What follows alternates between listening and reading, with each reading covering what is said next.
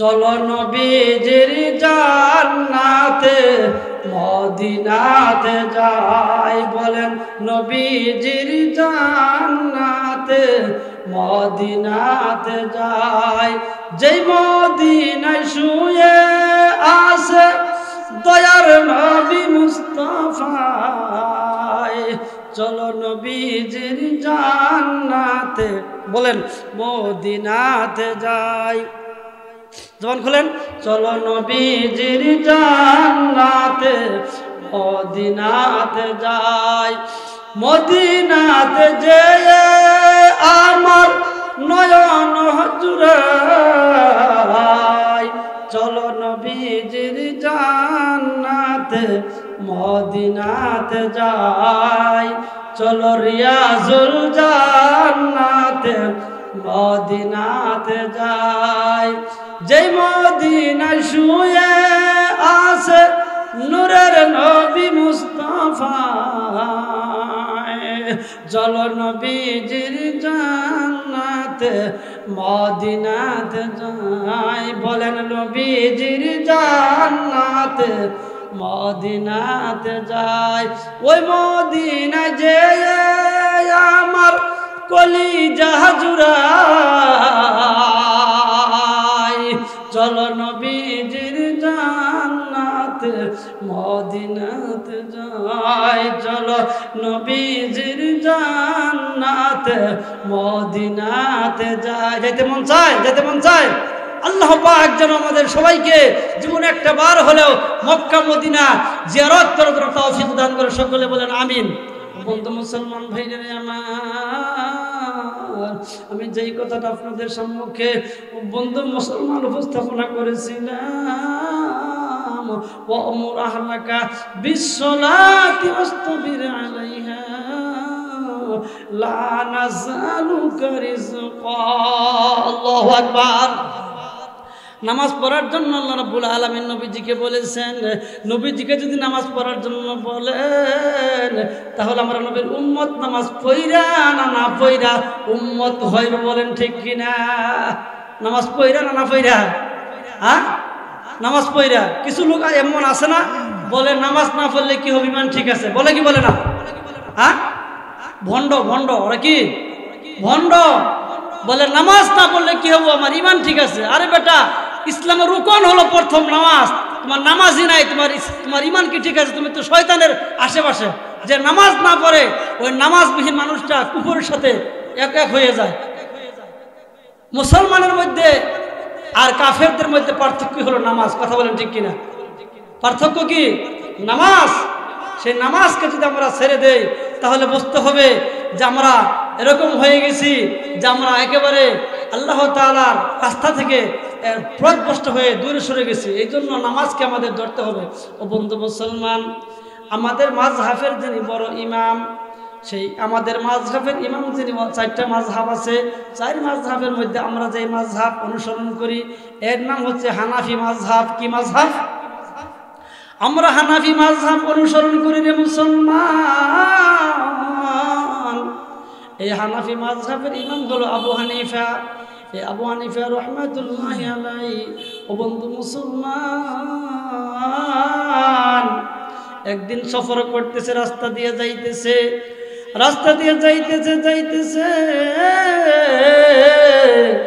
In the মিন টাইমে তাকায় দেখে একটা শূকর শিকারীর ফাঁদে আটকা। কি আটকা? কথা বলেন, কি আটকা? শূকর। শূকর তো চিনেন? শূকর জুংলি। এই শূকর শিকারীর ফাঁদে আটকা পড়েছে। আবু হানিফা রাহমাতুল্লাহ রাস্তা দিয়ে যাইতেছে। এই আবু হানিফা রাহমাতুল্লাহ আলাইকে শূকর দেখা চিনা ফালাইছে। এটা সাধারণ কোনো মানুষ না, ইনি হলেন জামানার বড় ইমাম আবু হানিফা। বলেন আল্লাহু আকবার। ডাক দে বলে, শূকর আল্লাহ তাআলার দরবারে মালিক, তোমার একজন বড় ওলি জামানার ইমাম আবু হানিফা যায়। আমার মনে বড় ব্যথা, মনে বড় কষ্ট। তুমি তো জানো রে আল্লাহ,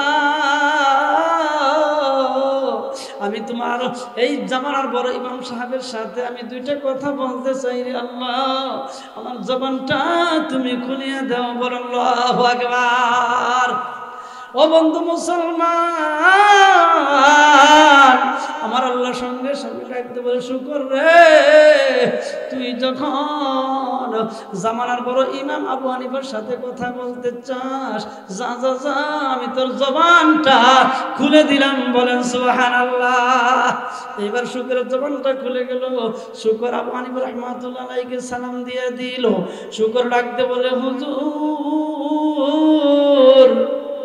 একটু দয়া করেন, মেহেরবানি করেন গো হুজুর, আপনি এই জামানার বড় হুজুর, বড় ইমাম, সবাই আপনাকে মানে, সবাই আপনাকে চিনে, সবাই আপনাকে মহব্বত করে গো হুজুর, আপনার কাছে একটা আরজি আমি করতে চাই। এইবার আবু হানিফা রাহমাতুল্লাহ শুকরকে ডাকতে বলে শুকর রে, কি আরজি তুই করবি, আমাকে করতে পারো? এইবার শুকর ডাকতে বলে হুজুর তেমন কোনো আরজি আমার নাই, আমি আপনার কাছে একটা দুঃখের কথা বলতে চাই। আমি আমার গুহার মধ্যে তিনটা ছোট্ট ছোট্ট বাচ্চাকে রেখে জঙ্গলে আহার করার জন্য এসেছিলাম, কিন্তু এই ইহুদির ফাঁদে পড়িয়া, শিকারীর ফাঁদে পড়ে আটকা পড়ে গেলাম। এখন আমার গুহার মধ্যে যে বাচ্চাগুলা রয়েছে, ওরা তো শুধু মা মা বলে কাঁদতেছে, ওরা এত ছোট হুজুর, আমি মার স্তনের দুধ ছাড়া ওরা আর কিছুই খাইতে পারে না। ও হুজুর, আপনি একটু শিকারীর কাছে সুপারিশ করিয়া আমি শুকুরকে একটু পরিত্রাণ দিয়ে দিন, সারা দিয়ে দিন। এইবার আবু হানিফা রাহমাতুল্লাহ আলাইহি শুকরের দিকে লক্ষ্য করে ডাকতে বলে শুকর রে, আমি তোকে এখান থেকে সারাই দিতে পারবো, একটা শর্ত আমার আছে। এইবার শুকর ডাকতে বলে হুজুর একটা শর্ত কেন? আপনার সাথে আমি এই মুহূর্তে সন্তানের লাগিয়া শত শত শর্তে রাজি। বাপ হয়ে সন্তানকে হত্যা করে আসে না নাই? আবার সন্তান হয়ে বাবাকে মাকে হত্যা করে জবাই করে, এরকম খবর রহর হওয়া আসে না নাই? ওগুলা মা আর বাবাও না, ওগুলা সন্তানও না, ওগুলা ইয়াবা আর গাঞ্জা, আর ইয়াবা গাঞ্জা এসব খাইয়া হয়ে থাকে টাল। ওই ছেলেকে ঠিক করতেই লাগে আবার কয়েক কাল। বলেন ঠিক কিনা? ইয়াবা গাঞ্জা এই সব কিছু খাইয়া সে হয়ে থাকে টাল, তাকে ঠিক করতেই লাগে বাবা মার কয়েক কাল। বলেন ঠিক কিনা? এই সন্তানগুলাই বড় হইয়া বাবাকে খুন করে, মাকে খুন করে। আবার ওই রকম বাবাও আছে যে বাবারা ও বাবার যোগ্য না, ওই বাবাগুলাই সন্তানগুলোর উপর অত্যাচার করে খুন করে। কথা বলেন ঠিক কিনা? যদি নামাজ থাকতো, ইসলাম থাকতো, নবীর আদর্শ উঠতে পারতা, তাহলে দেখতেন ওই মানুষগুলো কখনো বাবার সামনে উঁচা গলায় কথা বলবে না। বলেন ঠিক কিনা? ও মুসলমান ভাইরা আমার, এইবার শুকর বলে হুজুর শতে শতে ওয়াদা করতে রাজি আছি। বলেন সুবহানাল্লাহ। ও মুসলমান ভাইরা আমার, এইবার আবু হানিফা রাহমাতুল্লাহ ডাকতে বলে শুকর রে, তোর শতে শতে ওয়াদা করতে হবে না, হাজার হাজার ওয়াদা করতে হবে না, হবে না, শুধু মাত্র একটা ওয়াদা তুই আমার সঙ্গে করবি রে শুকর। এইবার শুকর ডাকতে বলে হুজুর কি ওয়াদা করতে হবে বলেন? এইবার আবু হানিফা রাহমাতুল্লাহ আলাইহি ডাকতে বলে শুকর রে, কাল কিয়ামতের ময়দানে হাসর মাঠ যখন কায়েম হবে রে শুকর, নবী রাসূল পয়গম্বরেরা উঠবে, ওলি কামেলরা উঠবে, পীর বুজুর্গরা উঠবে, হাফেজে কোরআনরা উঠবে, সমস্ত মানুষ ময়দানে উঠবে। হাসর মাঠে এক জায়গায় জড়ো হবে, কাতার কাতার দাঁড়াইয়া যাবে। ওই দিন বেনামাজির একটা কাতার হবে, বেঈমানের কাতার হবে, ইমানদারের কাতার হবে। আল্লাহ পাক কোরআনের মধ্যে ঘোষণা করেন ওয়ামতাজুল ইয়াউমা আইয়ুহাল মুজরিমুন।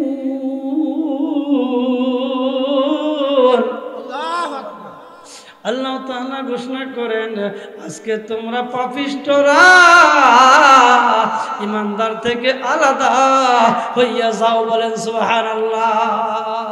এই কথা ঘোষণাটা হওয়ার সঙ্গে সঙ্গে, ধমকটা দেওয়ার সঙ্গে সঙ্গে পাপীরা একদিকে, নেককাররা আরেকদিকে কাতার হইয়া দাঁড়াইয়া যায়। বলেন সুবহানাল্লাহ। আবু হানিফা ডাকতে বলে শুকর রে, ওই সময় বেনামাজির একটা কাতার দাঁড়াইয়া যাবে। ও শুকর, ওই হাসরের ময়দানে বেনামাজির সুরত ধারণ করিয়া বেনামাজির কাতারে দাঁড়াইতে পারবি নি? যদি এই ওয়াদাটা আমাকে দিতে পারো, ময়দানে মাহাশরে বেনামাজির সুরত ধরিয়া বেনামাজির কাতারে দাঁড়াইতে পারবি, তাহলে আজকে তোকে আমি মুসিবত থেকে বাঁচিয়ে দিতে পারি। এইবার শুকর চোখের পানি চাইরা ডাকতে বলে হুজুর গো, ময়দানে মাহাশরের দৃশ্যটা এমন হবে,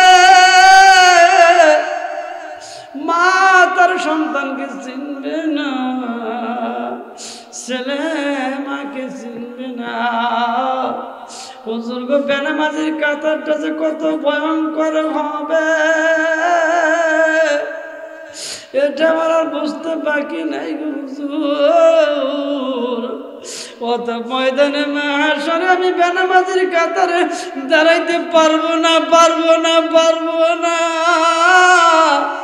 আমার বাচ্চাগুলা গুহার মধ্যে কাঁদতে কাঁদতে মারা যাক। আর আমাকে ভুনা করে ইহুদি নিয়ে খেয়ে ফেলি, কোনো আফসোস নাই। কিন্তু ময়দানের মাহাশরে বেনামাজির কাতারে আমি শুকর দাঁড়াইতে পারবো না। লা ইলাহা ইল্লাল্লাহ, লা ইলাহা মুহাম্মাদে লা ইলাহা ইল্লাল্লাহ, লা ইলাহা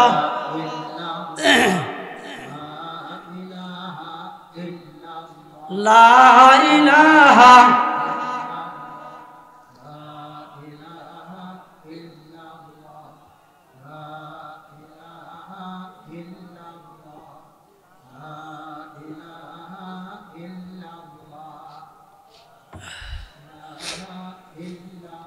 লা ইলাহা লা ইলাহা ইল্লাল্লাহু মুহাম্মাদুর রাসূলুল্লাহ। সকলে পড়েন সাল্লাল্লাহু আলাইহি সাল্লাম। তাহলে আমরা বুঝতে পারলাম যে বেনামাজির কাতারটা কত ভয়ঙ্কর, কত বিশ্রী, কত কুৎসিত হবে। কথা বলেন ঠিক কিনা? যেই কাতারে শুকর দাঁড়াইতে রাজি না, আজকে সেই কাতারে মানুষ হয়ে দাঁড়ায়। কথা বলে ঠিক কিনা? যেই কাতারে শুকর রাজি না, সেই কাতারে মানুষ দাঁড়ায়। বলবেন হুজুর মানুষ কেমনে দাঁড়ায়? যারা নামাজ পড়ে না তারাই তো বেনামাজি। কথা বলেন ঠিক কিনা? তাহলে কাতারটা কোনটা হলো? আল্লাহ রাব্বুল আলামিন মানুষ যে জানোয়ারের চাইতেও খারাপ, এই কথা কোরআনের মধ্যে ঘোষণা করে দিয়েছেন। ওয়ালাকাদ যারানা লিজাহান্নামা কাসীরাম মিনাল জিন্নি ওয়াল ইনসি লাহুম কুলুবুন লা ইয়াফকাহুনা বিহা ওয়া লাহুম আ'য়ুনুন লা ইবসিরুনা বিহা ওয়া লাহুম আযানুন লা ইয়াসমাউনা বিহা উলাইকা কাল আনআম বাল হুম আদল উলাইকা হুমুল গাফিলুন। আল্লাহ রাব্বুল আলামিন ঘোষণা করেছেন কিছু জিন আর ইনসানকে জাহান্নামের মধ্যে জ্বলতে হবে, জাহান্নামের জন্য সৃষ্টি করেছেন। তারা কোন ধরনের জিনার ইনসানের মুসলমান, সেই রব্বুল আলামিন তাদের নমুনা, তারা কিরকম হবে এটা আল্লাহ রাব্বুল আলামিন এখানে ঘোষণা করে দিয়েছেন। লাহুম কুলুবুল লা ইয়াফকাহুনা বিহা, তাদের কলব আছে কিন্তু কলব দিয়া বোঝে না, চিন্তা ভাবনা করে না। কথা বলেন ঠিক কিনা? ওয়ালাহুম আ'য়ুনুল লা ইবসিরুনা বিহা, তারা চোখ দিয়ে দেখে না, আসলে তারা দেখে কিন্তু যা দেখার কথা ছিল ওইটা না দেখে ভিন্নটা দেখে। কথা বলেন ঠিক কিনা? ওয়ালাহুম আযানুল লা ইয়াসমাউনা বিহা, তাদের কান আছে, কান দিয়ে শোনে না মুসলমান। ওই সমস্ত মানুষগুলা উলাইকা কাল আনআম, তারা চতুষ্পায় জানোয়ারের ন্যায়, বালহুম আদল, তা থাকলেও চলতো কিন্তু তার চাইতে আরো গাফেল। উলাইকা হুমুল গাফিলুন, এরা চতুর্থ পায়ের জানোয়ারের চাইতেও আরো খারাপ, আরো গাফেল। গাফেল মানে খারাপ। চতুষ্পায় জানোয়ার বলতে আমরা কুকুর, শূকর, বানর এগুলোই তো বুঝি, বলেন ঠিক কিনা? এর চাইতেও এরা খারাপ। কারা? যাদের কলব আছে, কলব দিয়ে বুঝে না। ও বন্ধু মুসলমান, কলব দিয়ে বুঝে, সব বুঝে কিন্তু একটা জিনিস বুঝে না। কি বুঝে না? ইসলাম বুঝে না। কলব দিয়ে হাল চাষ করা বুঝে, কলব দিয়ে চাকরি করা বুঝে, দিল দিয়ে দুনিয়ার সব বুঝে রে মুসলমান। বুঝে না শুধু মালিকের হুকুমটা। কথা বলেন ঠিক কি আর ঠিক কিনা? চোখ দিয়ে দেখে না, দুনিয়ার সব কিছু দেখে কিন্তু এই দেখাকে মালিক দেখা বলে না। দেখতে হবে আল কোরআন, আল হাদিস, দেখতে হবে মসজিদ, মাদ্রাসা। যেই জিনিসগুলো দেখলেই সব পাওয়া যায়, আলেম ওলামাদের দিকে তাকিয়ে থাকলেই সব পাওয়া যায় কি যায় না? ও মুসলমান ভাইরে আমার, তাহলে কোরআন দিয়ে দলিল দিয়ে দিলাম,